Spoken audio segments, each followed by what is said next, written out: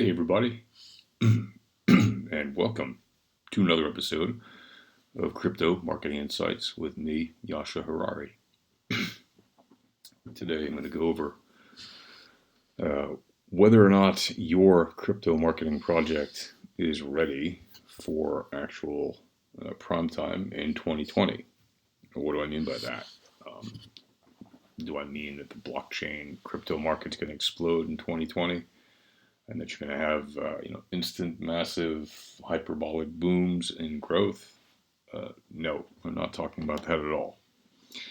I'm talking about using this time, as I've been saying for now a couple of years, on these video casts and podcasts, and longer than that in other channels and places.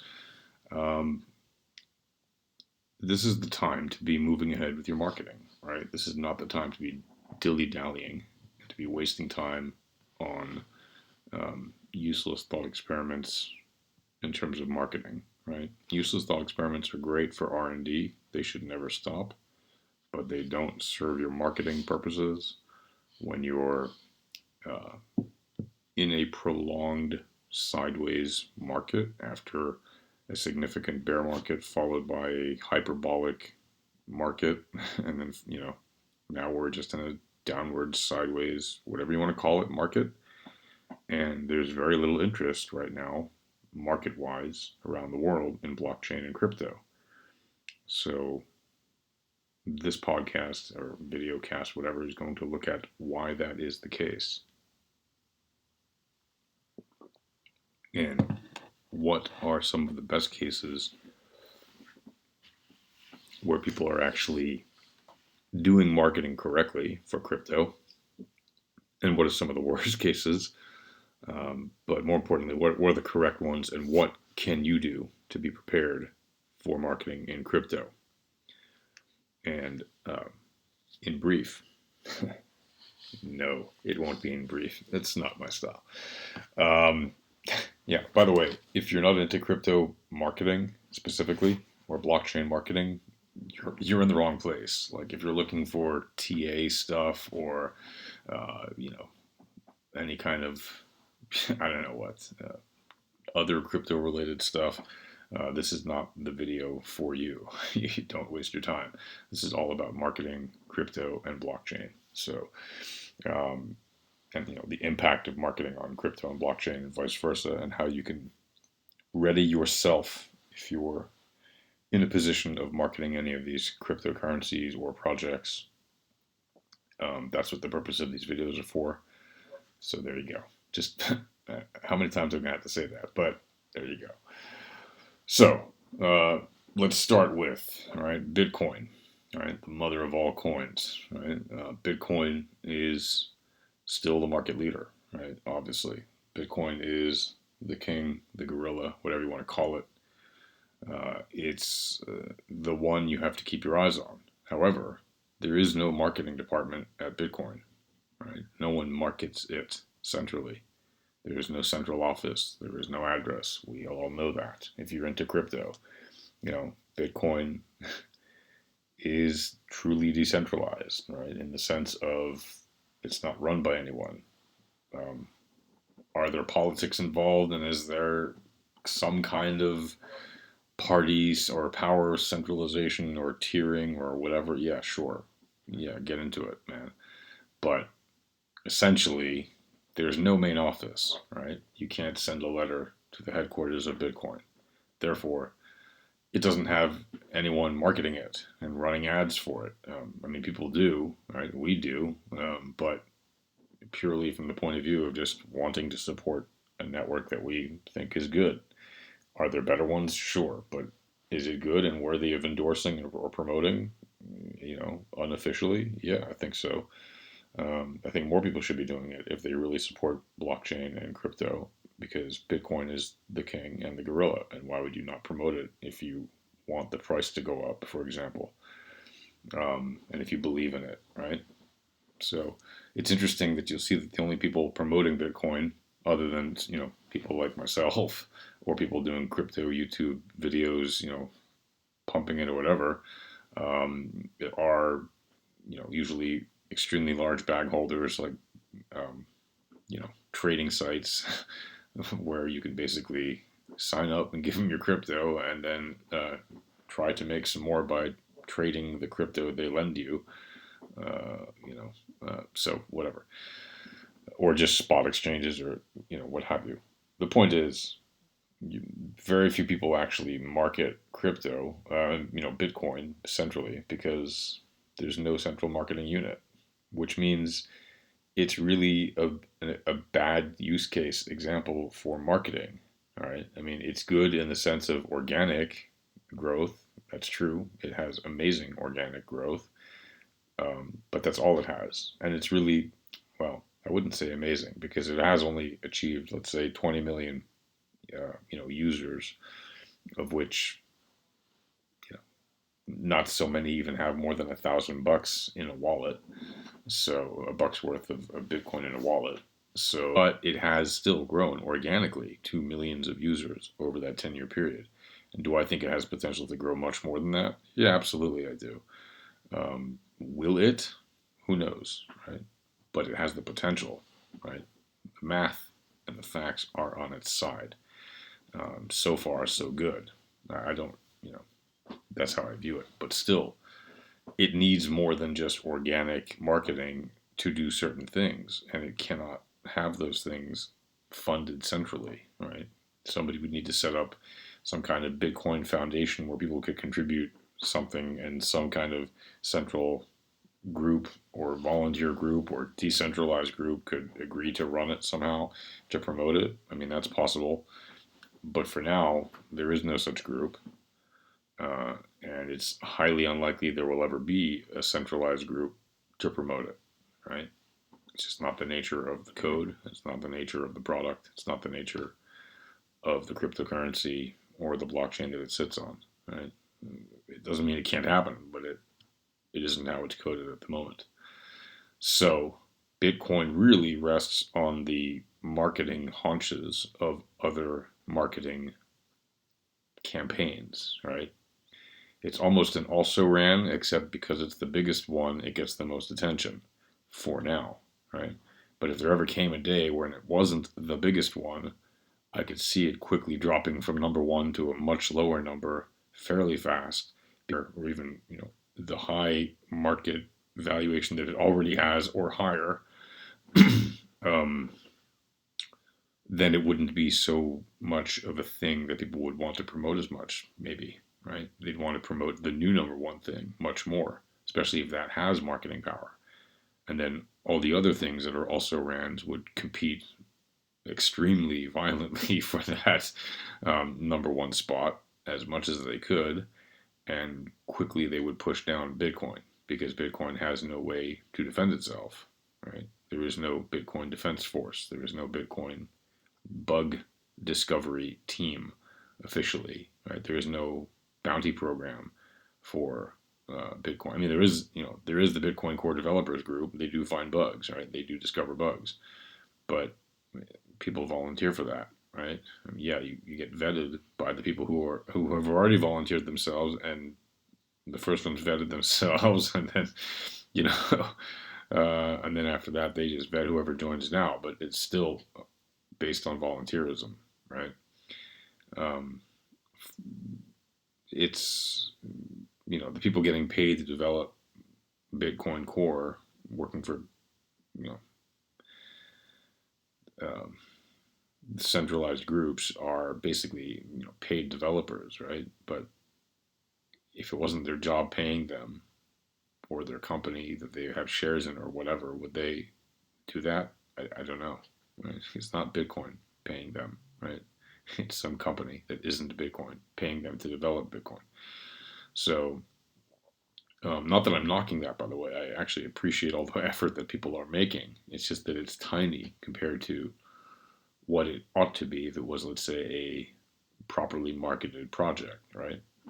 So, Bitcoin is a case study for organic growth, but that has a huge vulnerability on the paid side, right? Any kind of, or even any kind of campaign, marketing campaign. They can't even do a social media campaign. Like, nobody can centrally organize the Bitcoin social media profile and campaigns and all that. Even the Bitcoin website. I mean, the Bitcoin code does not rely on the existence of the Bitcoin website existing, right? The Bitcoin.org website, but yet it exists. People put it up, right? That's the motherlode coin. So what is the example to take away from that? Well, the example to take away from that is that Bitcoin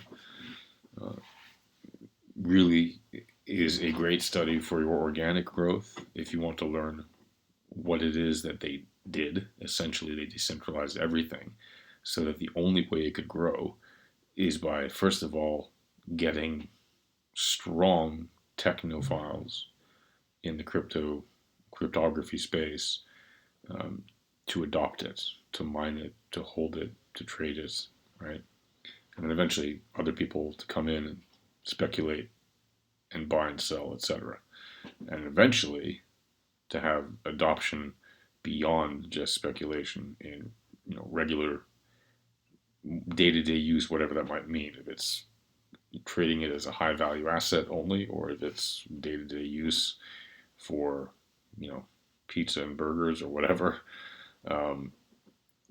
Yeah, the growth plan for it is entirely organic and therefore is limited, right? So yes, it can have incredible reach given the fact that it has nothing from which it came from, right? It came from nothing, and it is not nothing now, but it runs entirely based on math and computers, right?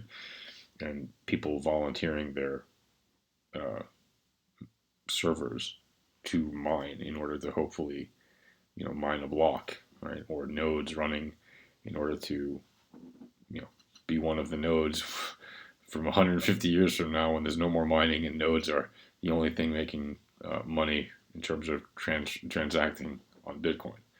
Um, it's really not necessarily something designed for a global scale, even if it could handle it for certain things like being a store of value, right? It isn't. I mean, it could be maybe used, adopted, or whatever, developed into a certain way by having applications, second layer apps, etc., on it that can make it a great utility, right? Absolutely. Like, yes, I know Lightning Network has its problems, but it's still an example of a second layer application that can make it better somehow, maybe, right? Um, Therefore, it has its global reach problems, its mass adoption problems, right?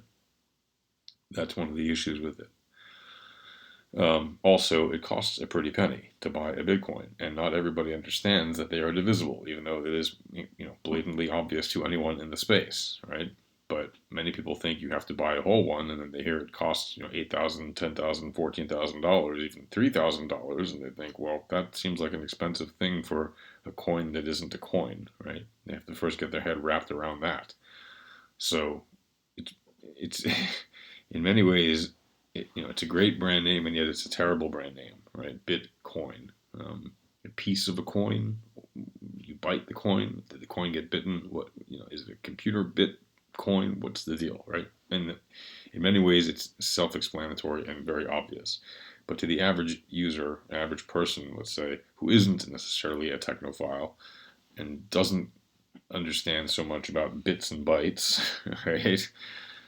And definitely doesn't understand that there can be such a thing as money that isn't physical, right?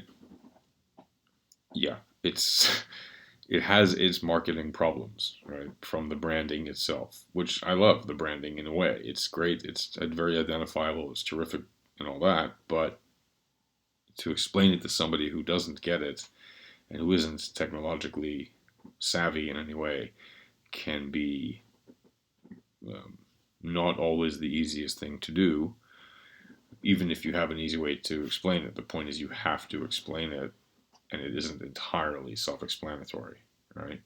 So that's one of the problems with it. And that's one of the problems with all the cryptocurrencies, is that they're all not entirely self-explanatory.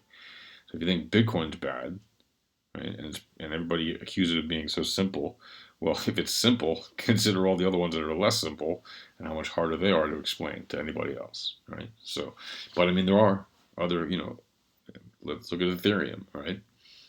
Ethereum's use case is that they want to be their own kind of cryptocurrency, their own kind of internet, right? Their own internet.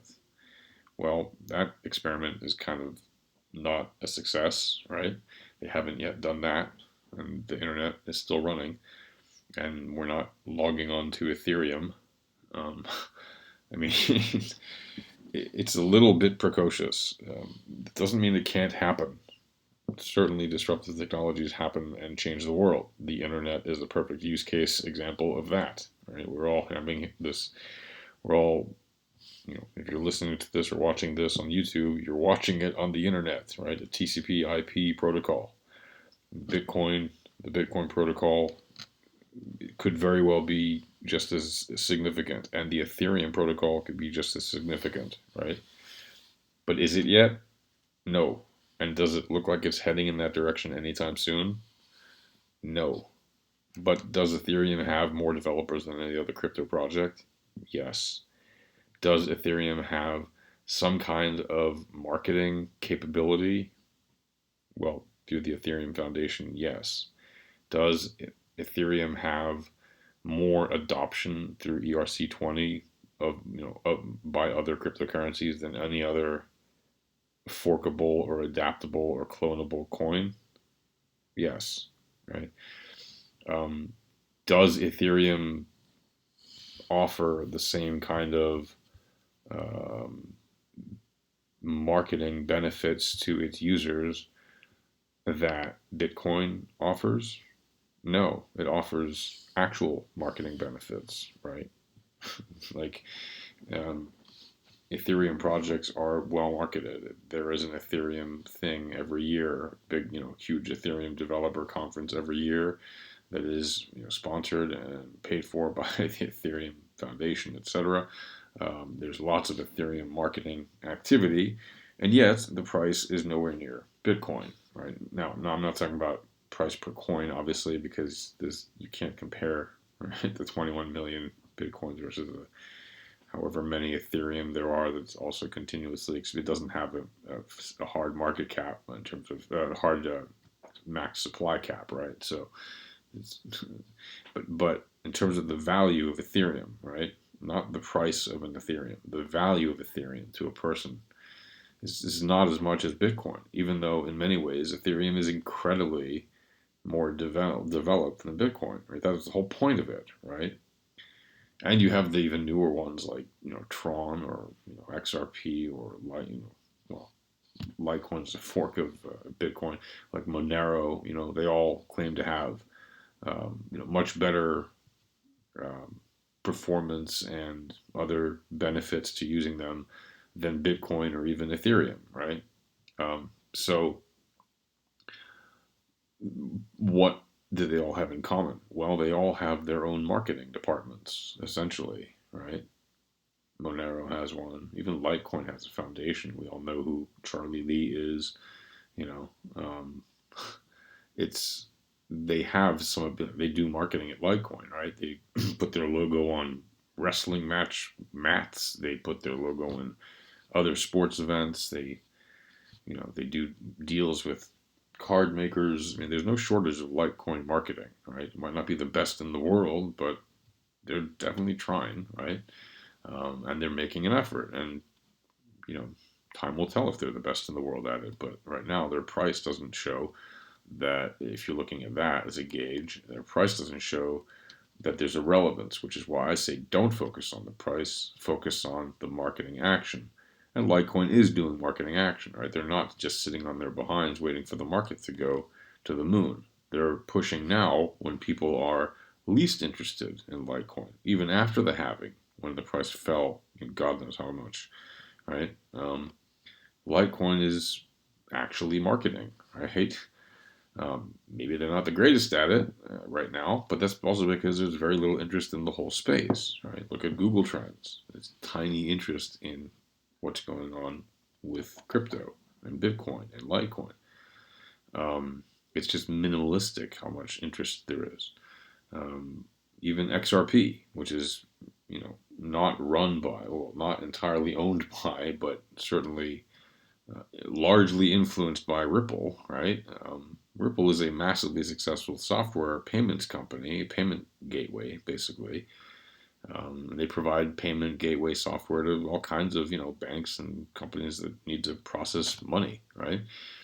And they make tons of money doing that. And to them, XRP is, I mean, frankly, almost it's not a pet project, but it's definitely not the center of their focus at Ripple, right? Did they want it to succeed? Of course, they wanted to succeed. Will they go out of business if XRP, you know, goes to zero? No, right? They will not. They still make tons of money and they will not using. But does XRP have marketing power from places like Ripple? Yes. Does it have marketing power from partners and official partners of XRP? Yes, right. They do. So they get a lot of marketing juice, and they have these. I don't know if they're all volunteers. They don't certainly don't seem like it.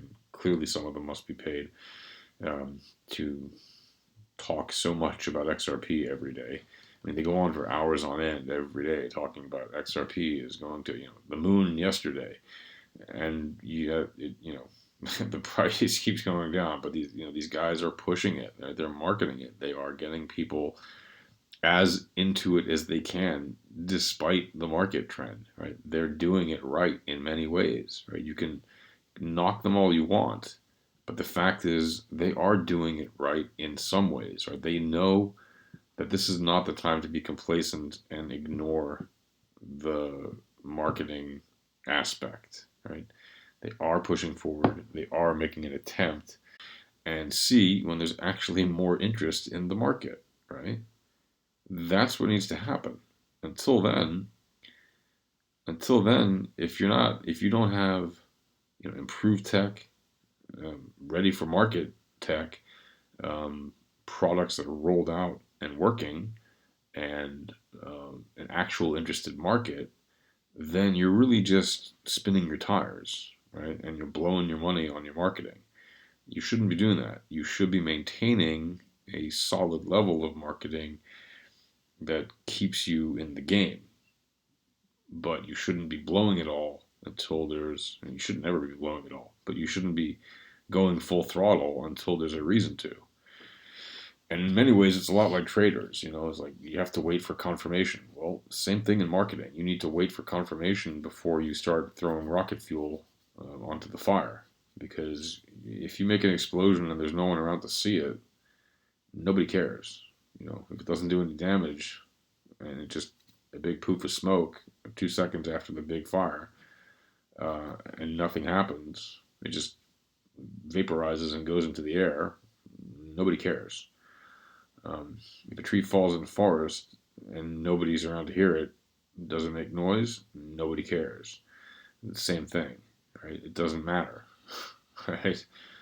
Um, Maybe the tree cares, but if the tree fell, he's probably dead already, or it is probably dead already, so it probably doesn't even care. Um, and my point is, right, that if you're going to make marketing noise, do it when people are around to hear it and see it and be impacted by it and have an improvement in their lives from the values that you bring to the table with your product or service, right? I don't care what kind of crypto you're promoting. You could be promoting a real estate crypto, you could be promoting an unbanked crypto, you could be promoting an art crypto, you could be promoting a gaming crypto, you could be promoting a science research crypto, you could be promoting a hospitality crypto, just a pure hard money crypto or a privacy crypto or whatever kind of crypto. It doesn't matter, right? You could be promoting educational blockchains. You could be promoting scientific research blockchains. You could be promoting accounting blockchain. It doesn't matter. Logistic blockchain, supply chain blockchain, you name it. Whatever you're promoting, right? Make sure you're burning your marketing at the right rate. So right now, when times are low, make sure you're reaching the technophiles who will most likely adopt your stuff and the one ring around them that are of interest but may not be as adherent, but yet you'll still find some good people to try it out, right? Because they have a strong interest. They just aren't necessarily as technophile. And the reason that's important is because these people will be your loudest advocates, especially when times are good. Right? They will talk about all the great things they did when nobody cared. Right? They will help you communicate your story, which is ultimately what marketing is. It's storytelling. It's not a hard sales. It's sales, but it's a soft sale. You're getting people's interest up. You're trying to essentially say, hey, here's some information, and now you decide for yourself whether or not this information influences you to buy it or not, right? What is, here's my story, here's what I'm talking about, here's the thing I'm promoting. Would you like to know more, right? Would you like to go buy some? And you lead them to the way towards the sales button. But the sales button is a sales function. It's not a marketing function, right? They're very closely related. They work hand in hand, but they are separate. Again, Tron. Look at Tron. I mean, Tron is a classic case of a crypto project that's well marketed, right? You might hate Tron, but Justin Sun knows how to make noise. Now, did he blow it with his whole Warren Buffett dinner? Yeah, kinda. Totally. I mean, in many ways, it sure seems that way. Um, but did he get a lot of press attention out of the whole thing? Yes. Was that a stupid move? Arguably, only time will tell. But has he been good at getting attention for at least a number of years? Yes. Is that the best strategy to follow? I don't think it is. I think it's better to deliver, under promise and over deliver. If you're going to overpromise, you better really over deliver, right? Like if you make big claims, you better have big facts to back it up. It's the same thing. Tron has not done those things yet. I know some developers rave about it, especially game developers. They love it. Games and gaming, right? Great, wonderful, terrific. I'm not going to bash it, but they've done a really good job of marketing, right? They've, at least to game developers, right? At least to the people who need to build on this stuff, they have done a good job of marketing Tron, and they have the money to do so because they have a marketing office, right? Once again, so the story learned there. They did not need so much organic growth because they just simply used marketing abilities, right? Do they get organic growth? You bet. Absolutely. Because they spend a lot of time and effort focusing on marketing, right? And that leads to organic growth, even if you pay for it, right? There is not 100% correlation between paid and organic growth, but there is a correlation, right? And for each business, it's a little different, but you will notice it if you study it. What else? Monero, right? I spoke about Monero, privacy coin, perfect case of, they have a marketing ability. They have the ability to market Monero.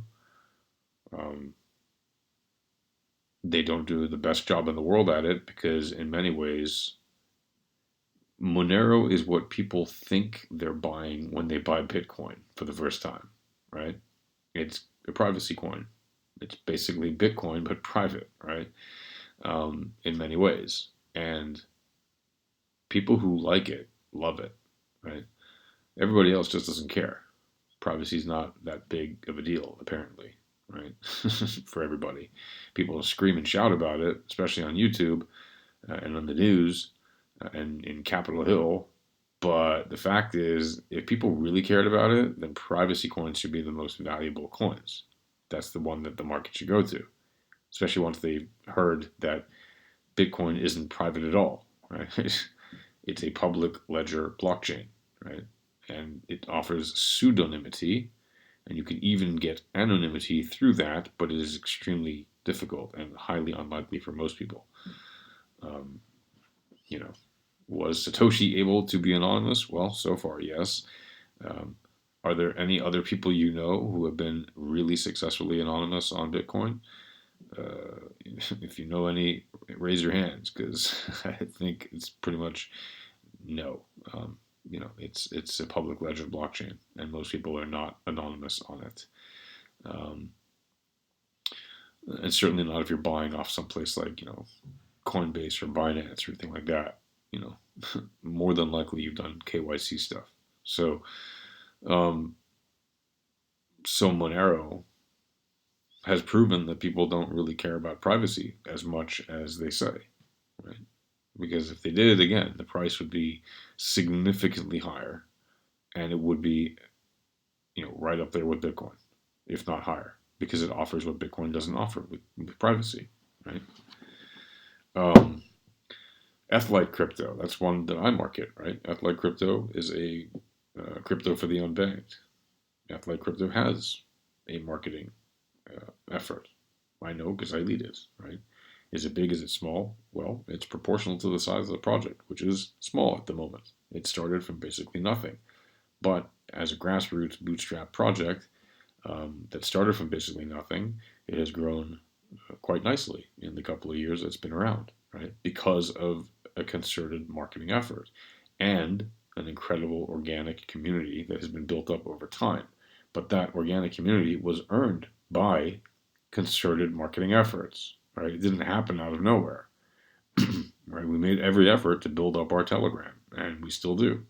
We made every effort, and we're one of the biggest ones for a tiny project. We're probably the biggest one for a small project in crypto, small cryptocurrency in terms of it's only like 10 million coins available, right? It's very rare, um, and yet we managed to get it listed on CoinMarketCap. We managed to get it listed on CoinMax. We managed to get it listed on EtherFlyer, et cetera, et cetera, et cetera. We managed to get a real world product developed and rolled out to the market, and all these other things, right? Because there's a concerted effort of development and product management and marketing and everything else, right? So, lesson there is you can get organic growth along with paid growth, paid even if you're not doing paid ads and stuff, you're doing other kinds of paid marketing work or other kinds of marketing work, concerted marketing work.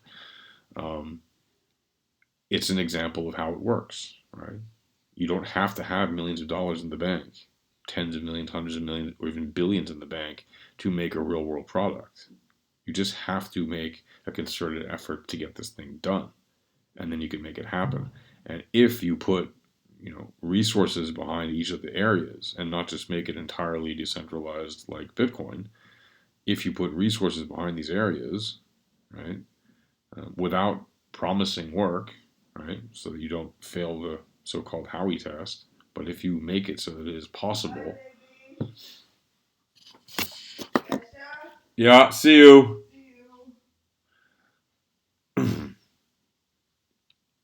If you make it so that it's possible um, to market your project, right, to make gains on the project as a marketer, um, then you stand the chance of making those goals. If you can set up a marketing fund, right?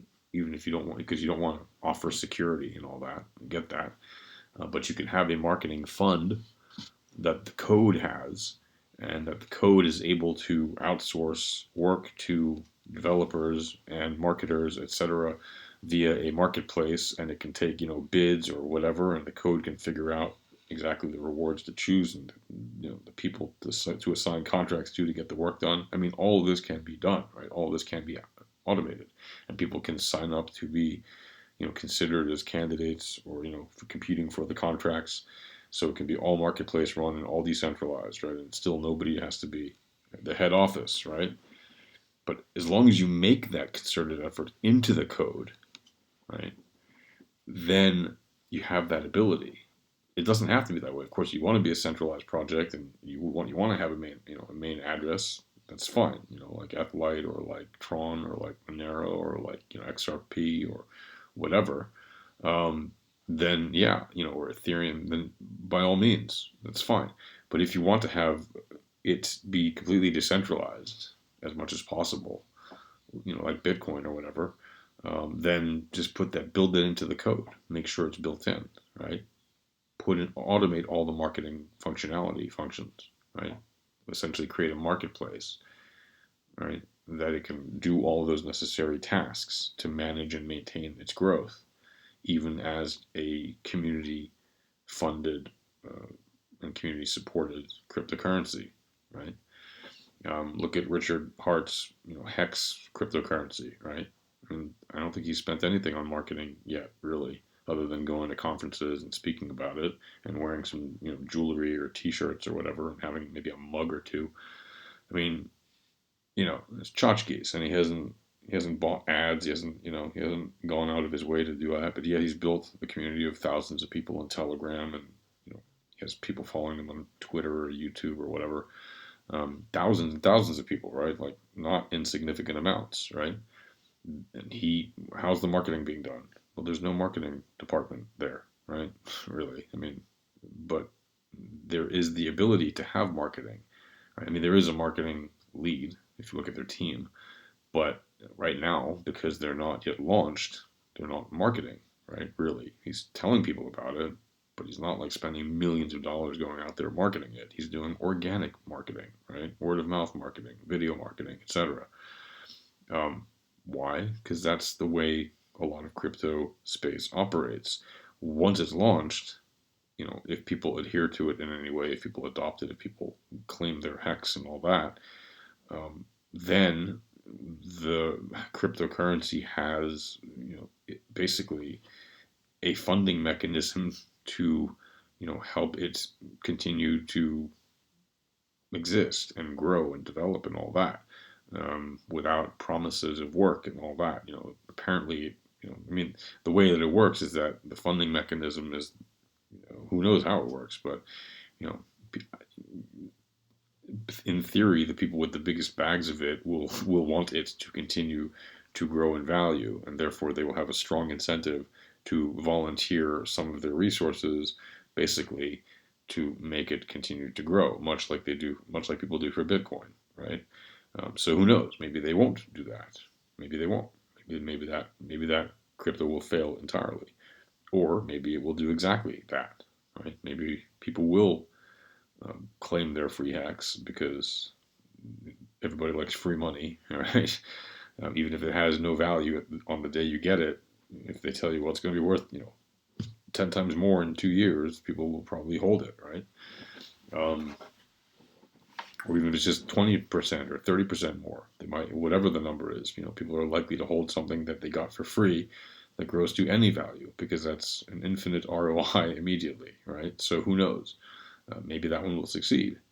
And again, they're not going to succeed without a concerted effort. And they are making a concerted effort, right? They're not ignoring making a concerted effort. There is a team, a huge team on Telegram of volunteers that do all kinds of stuff for Hex. And there are, people on the Hex team if you look at their website, right?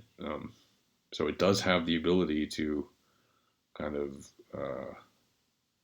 advance itself, right?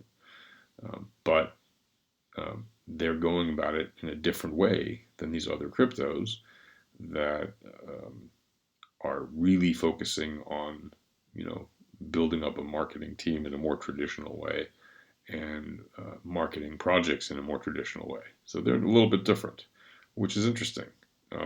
And yes, you can click on my referral link to Hex in the description below or whatever, in the comments below.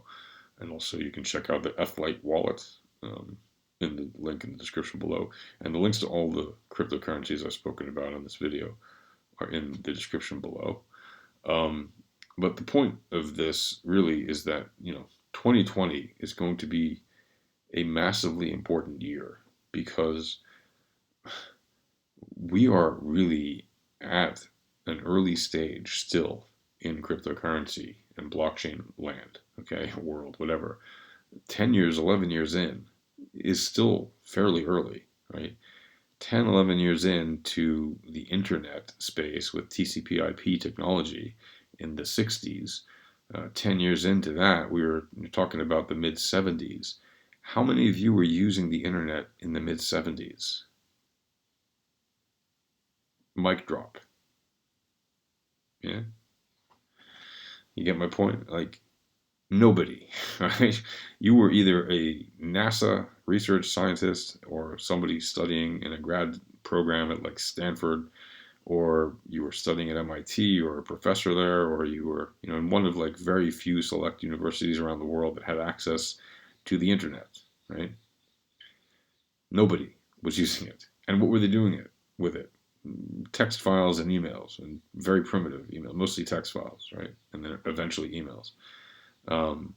And text emails, right?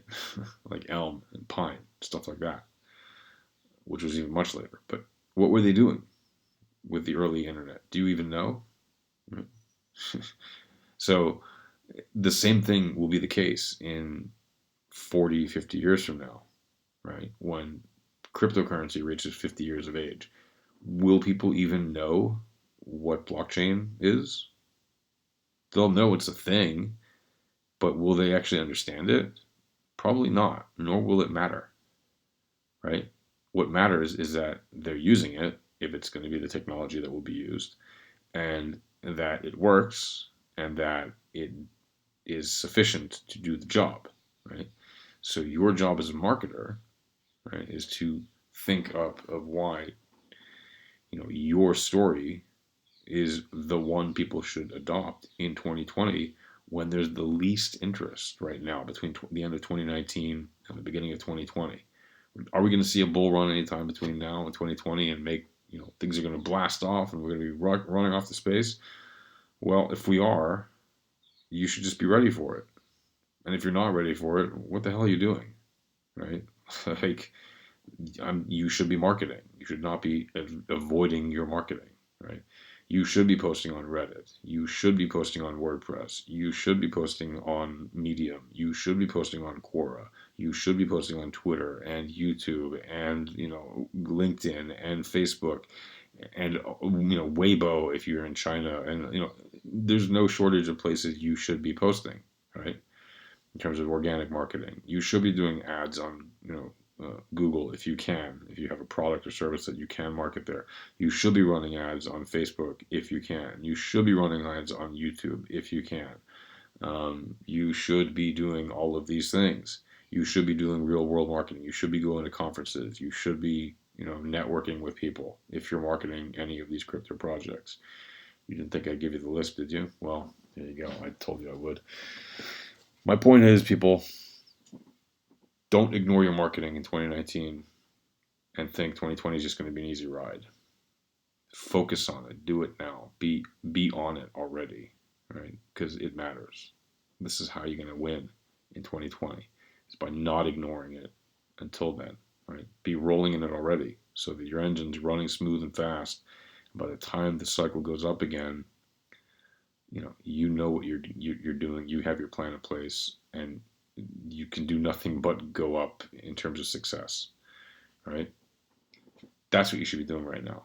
And do I think that that means that we're in a terrible bear market right now or anything? No, I don't. I think we're just going sideways in terms of interest, and that interest is very low right now, but it will grow over time. Why do I think that? Because of all the many good qualities that cryptocurrencies like Bitcoin and other projects bring to the world. As that said, folks, that's going to do it for now. Thanks again for listening. And until next time, folks, take care.